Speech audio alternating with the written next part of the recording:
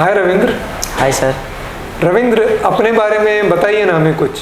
मैं रविंद्र कुमार ठाकुर, मैं बिहार से बिलोंग करता हूँ और मैं एक हेयर स्टाइलिस्ट बनने के लिए आपके पास आया हूँ सर। आपके घर परिवार में कौन कौन है? मम्मी है, पापा है, भाई बहन और दादी और अंकल हैं। हेयर स्टाइलिस्ट क्यों बनना चाहते हैं? बचपन से ही इस काम में हम सर लगे रहे और एक्टिव, और इससे आदमी ज़्यादा खुश रहता और हमें भी अच्छी रिस्पेक्ट मिलती है, इसलिए सर। तो आप बचपन से इस काम में लगे हुए हैं, तो क्या आपका ये घर का काम है? मतलब फैमिली में लोग इस काम को करते हैं? हाँ सर। कौन कौन करता है? क्या आपकी जर्नी रही अभी तक की, वो बताइए ना। सर मेरे घर में ऑलरेडी सभी आदमी इस काम से जुड़े हुए हैं। मेरे दादाजी थे, अब नहीं हैं दादाजी भी, और उसके बाद पापा, अंकल और भाई, हम लोग ऑल फैमिली। तो जनरली गांव में जो आप करते हैं वो मेल हेयर कटिंग या बार्बरिंग जिसको बोलते हैं वो हाँ करते हैं, सर, मेल हेयर कटिंग हम करते हैं। अच्छा, तो कितना समय से आप मेल हेयर कटिंग कर रहे हैं? सर एक्चुअली सीखने का कोशिश तो हम 5-6 क्लास से कर रहे हैं, लेकिन 4-5 साल से आदमी हमें अच्छे से जानने लगे हैं और हमें लाइक करने लगे हैं। तो ये कब लगा आपको और क्यों लगा कि मुझे प्रोफेशनल तरीके से हेयर स्टाइलिंग सीखनी होगी? गांव में मेरे सर बहुत से आदमी जब बोलने लगे जो नहीं अच्छा काम कर रहा है, लाइक ज़्यादा कर रहे हैं, तो हमको लगा कि कुछ उससे ऊपर हमें करना चाहिए।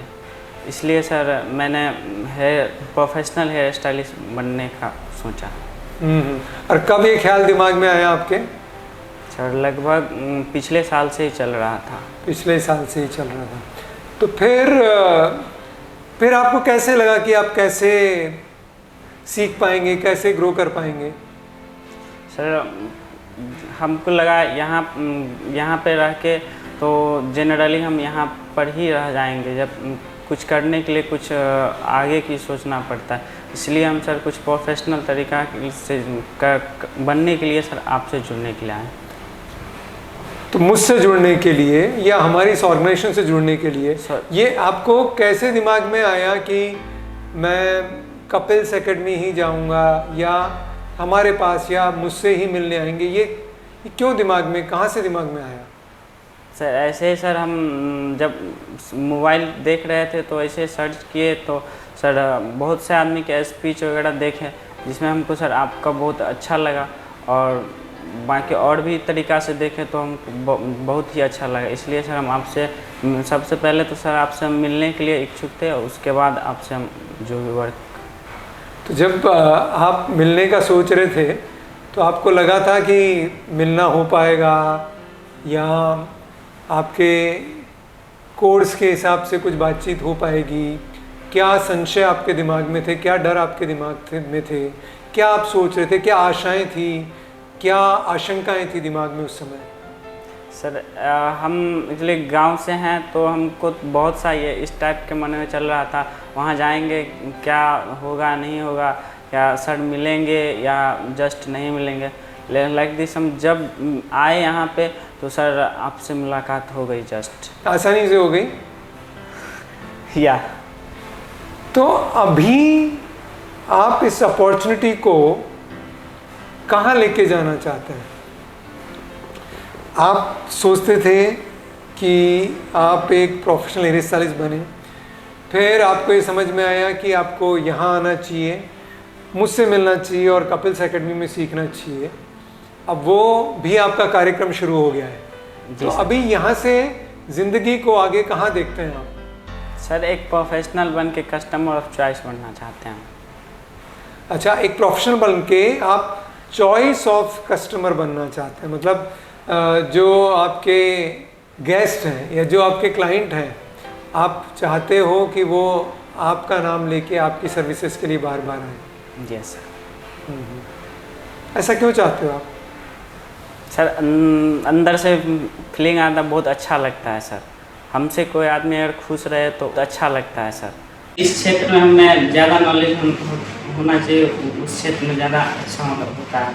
इसलिए मैं बचपन से मतलब ऑलरेडी मैं काम कर रहा था तो हमको लगा इसी क्षेत्र में हमको कुछ अच्छा करना चाहिए। तो आपको ऑलरेडी नॉलेज थी थोड़ी सी और आप इसमें काम कर रहे थे, तो आपको लगा कि मैं इसी में अपनी नॉलेज को और बढ़ाऊं और इसी फील्ड में आगे बढ़ूं।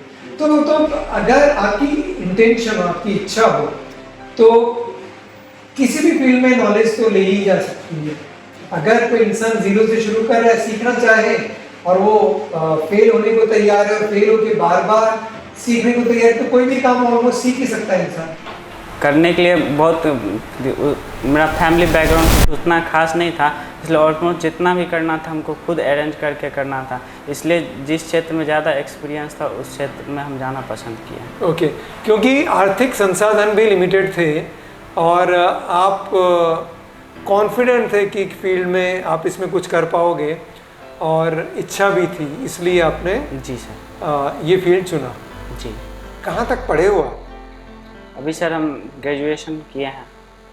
कौन सी स्ट्रीम से?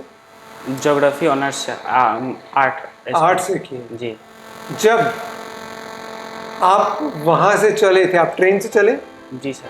ट्रेन में बैठते हुए क्या इमोशन दिमाग में आ रहे थे जब आप? सबसे पहले तो सर बहुत से अपने आप को कन्विंस करके उसके बाद मैं ट्रेन में बैठा हूँ। एक वहाँ के मेरे दोस्त लोग जाए जो भी, उन लोग को ये नहीं था जो हम जाएं। बहुत क्या बोलते थे वो लोग? क्या करेगा जाके, यहीं पे इतना अच्छा कर रहा है तो रहो यहीं पे, वहाँ पे क्या होगा नहीं होगा। तो फिर भी हम लोग हिम्मत के लिए आ रहे हैं सर, हम 4 से 5 महीना में कुछ अच्छा करेंगे। जब आप गांव से आए और अभी कुछ दिन आपने यहाँ बिता लिए हैं, तो पहले और ये 5-7 दिन में आपकी सोच में, आपके कॉन्फिडेंस में, आपके विचारों में क्या फ़र्क आया? वहाँ से चले थे तो लग रहा था क्या करेंगे नहीं करेंगे, इसलिए यहाँ आने के बाद पता चला जो नहीं, हम यहाँ पे कुछ सीख रहे हैं और सीखेंगे और कुछ आगे कर पाएंगे। अभी से 3 महीने, 3.5-4 महीने बाद आपकी ये क्लासेस ख़त्म हो जाएंगी। जी सर। ठीक है ना? आप एक ग्रेजुएटेड सर्टिफाइड हेयर स्टाइलिस्ट बन जाओगे। उसके बाद क्या? उसके बाद सर कोशिश पूरा रहेगा जो आपसे जुड़ के रहें और आपके दिशा निर्देश पर चले और कुछ आगे करे, पॉपुलैरिटी बढ़े मेरा। पॉपुलैरिटी क्यों चाहिए सर? मैं नहीं बोल रहा हूँ कि पॉपुलैरिटी ख़राब है, पॉपुलैरिटी अच्छी है, मैं ऐसा कुछ नहीं बोल रहा हूँ, लेकिन पॉपुलैरिटी क्यों चाहिए? ये मेरा बचपन से ख्वाहिश रहा है सर, जो कोई हमें जाने और मेरा वर्क से खुश रहे, इसलिए हम पॉपुलैरिटी चाहते हैं। जाने अलग बात है और आपके काम से सेटिस्फाइड हो, फुलफिल्ड हो, ये दोनों बात अलग है। सर वर्क से हम पॉपुलैरिटी चाहते हैं, ऐसा दूसरे टाइप से पॉपुलैरिटी नहीं चाहते हम। अच्छा, काम से ही पॉपुलैरिटी चाहते हैं। जी। आपके अंकल को या ब्रदर को या पापा को, उनको किसी को ये लगता था कि आपको बॉम्बे नहीं जाना चाहिए? दोस्तों का तो आपने बताया, बट क्या घर वालों को भी लगता था कि, या उन्होंने बोला जाना चाहिए नहीं जाना चाहिए, उनकी क्या राय थी? वो लोग तो सर ऑलरेडी मना ही कर रहे थे जो नहीं जाना चाहिए, यहीं पे रहिए, कोई दिक्कत नहीं है सारा चीज़। हाँ, लेकिन सब फिर उनको कन्विंस के समझाए जो कुछ बेहतर करने के लिए जाना, कहीं अच्छा जाना पड़ता, अच्छा टीचर के पास जाना पड़ता और एकेडमी वगैरह ज्वाइन करना पड़ता। तब वो बोले जो अच्छा लगे करो तुम। ऐसा नहीं बोला उनको क्या करेगा काम सीख के, काम तो तुझे ऑलरेडी आता है, ऐसा नहीं बोले? बोले सीखने में क्यों इतना टाइम डालने का, क्यों इतना पैसा डालने का, क्यों इतनी दूर जाने का, क्यों इतना एफर्ट लेने का, ऐसे नहीं बोले? नहीं बोले, फिर हम उनको समझाए सारा बात, तो फिर बोले जो अच्छा लगे करो। कोई आपसे पूछे कि आपका अभी तक का ये 5-7 दिन का अनुभव कैसा रहा, तो आप क्या बोलेंगे? सर बहुत ही अच्छा लगा है अभी तक। सर मैम काफ़ी कन्विंस एक दूसरे को कर रहे हैं और काफ़ी जो भी अनडिसिप्लिन और डिसिप्लिन मेंटेन करने का, और अभी तक जो भी स्टडी कराए हैं बहुत ही अच्छा लगा। फीमेल हेयर कट में या प्रोफेशनल हेयर स्टाइलिंग के तौर पे कुछ नया सीखने को मिला आपको? आई एम श्योर वो तो काम आपने किया ही नहीं, तो सब नया ही होगा आपके लिए। जी सर, बराबर। आपको दिख रहा है कि अगर आप अपने आप को थोड़ा समय दो तो जो आप काम अभी तक कर रहे थे उससे एक बिल्कुल अलग तरीके का काम कर पाओगे, ऐसा आपको लग रहा है? जी सर, लग रहा है हमको। तो जब इंडिया में इतनी अच्छी एकेडमी है तो सबसे अच्छी एकेडमी ही क्यों चुनी आपने? सर होता ये है कि कुछ आदमी से भी आदमी इंस्पायर होते हैं, तो वो आपका स्पीच वगैरह सुने हम तो हमको ज़्यादा ही अच्छा लगा, और यहाँ जाने पर लगा जो हमको अच्छा गाइडलाइन मिलेगा और मैं आगे तक जा सकता हूँ। मेरी हेयर स्टाइल अच्छी नहीं लगी आपको?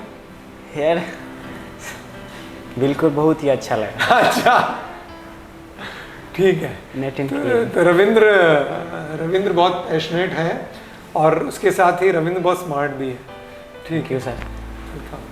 आपका पाप और पुण्य में यकीन है?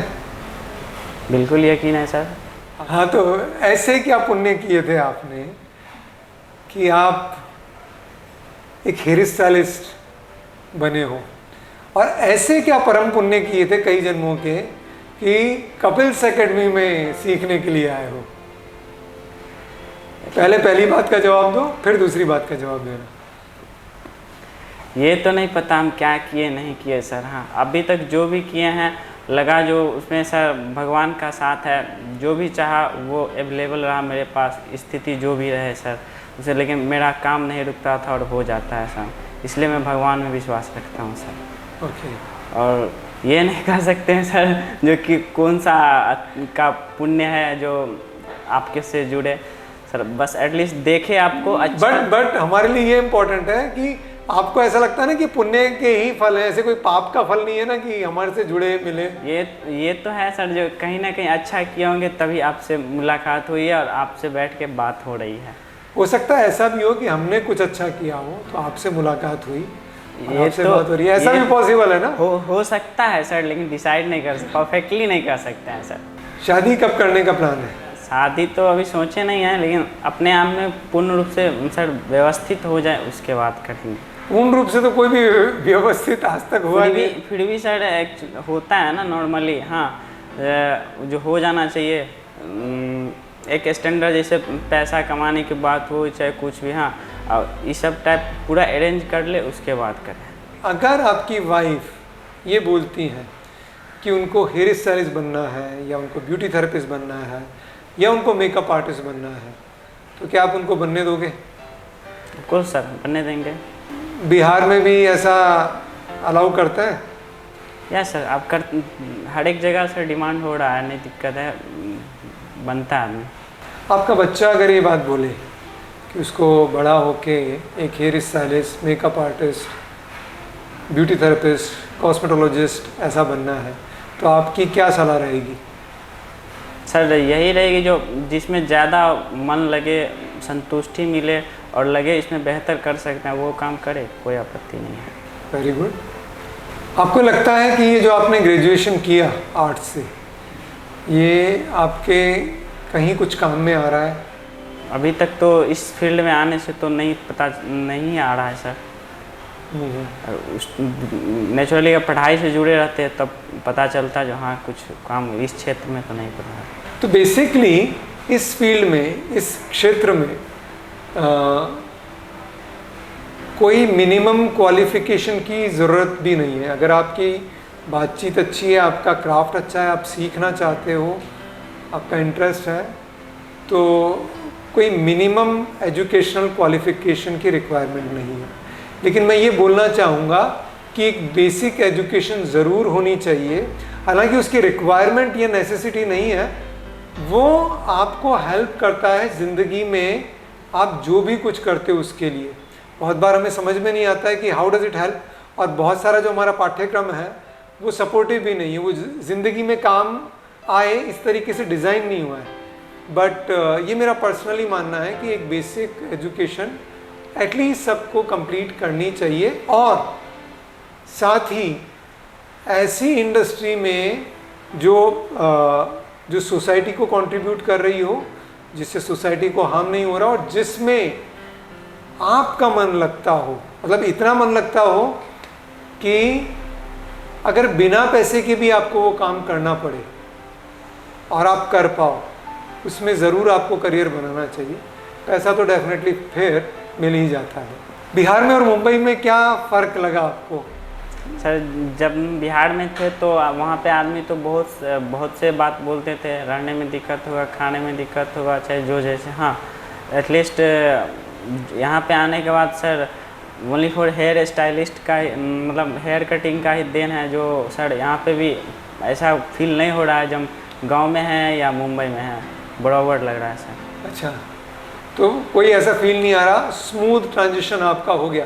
लेकिन बिहार और मुंबई में कोई फ़र्क नहीं है, कोई फ़र्क महसूस नहीं हुआ आपको? बिल्कुल सर, बहुत फ़र्क लगा। यहाँ पे सर टाइम इम्पोर्टेंट है सर, आदमी अपना काम से मतलब रखते हैं, एटलीस्ट कि क्या कोई कर रहा है उससे कोई फ़र्क नहीं पड़ रहा है सर। टाइम इम्पोर्टेंट, तो समय बहुत महत्व का है यहाँ पे, और लोग अपने काम में समय को महत्व देते हैं, अपने काम को एग्जीक्यूट करने में ध्यान देते हैं। कोई दूसरा क्या कर रहा है इसमें लोग कम इंटरेस्ट लेते हैं। यस, जबकि बिहार में ऐसा नहीं है। बिहार में ऐसा नहीं है। क्या लगता है कि क्या आप अचीव करो ज़िंदगी में तो आपकी ज़िंदगी सफल, संतुष्टिपूर्ण होगी? ऐसा क्या आप कर लो तो आपको लगेगा कि हाँ मेरी ज़िंदगी सार्थक है? हालांकि ज़रूरी नहीं है कि कोई अचीवमेंट करने से ही ज़िंदगी में सार्थकता आए, लेकिन आपको कब लगेगा कि हाँ ये जो ज़िंदगी मैंने जी, ये इस तरीके से अगर मैं जीऊँ तो मुझे बहुत सुकून मिलेगा, बहुत फुलफिलमेंट मिलेगा। रविंद्र, अब बिहार से एक सपना लेके मुंबई आए, और मुंबई एक ऐसी नगरी बोली जाती है जिसको सपनों की नगरी बोलते हैं। और ये हमेशा जो लोग मेहनत करते हैं, दिमाग लगाते हैं और सहयोगपूर्ण होते हैं, सोसाइटी को कंट्रीब्यूट कर सकते हैं, ये शहर ज़्यादातर ऐसा बोला जाता है और मेरा भी यकीन है कि उनके सपने पूरे करने में मदद करता है। यहाँ का माहौल ही ऐसा है, इतने सारे लोगों की वजह से और काम की कल्चर होने की वजह से। तो मेरी ये आशा, प्रार्थना और शुभकामनाएं, आशीर्वाद है कि आप ज़िंदगी में खूब तरक्की करें और इस फील्ड में पहले अच्छा काम सीखें, फिर इतना अच्छा काम करें कि उसके थ्रू आपको आर्थिक उन्नति मिले और उसके थ्रू आपको सेटिस्फैक्शन मिले, फुलफिलमेंट मिले, और लोग आपको आपके काम की वजह से मिले। आप कुछ बोलना चाहेंगे? सर इस यहाँ आने से पहले सर हम अपने जो मेरे टीचर हैं उनसे हम पूछे सर क्या करना चाहिए, जाना चाहिए या नहीं। हम वो बोले जो अभी तक तुम जो भी किया है घर पे या जो भी किया है कलम के बदौलत नहीं, अपने कैंची कंघी के बदौलत किया है।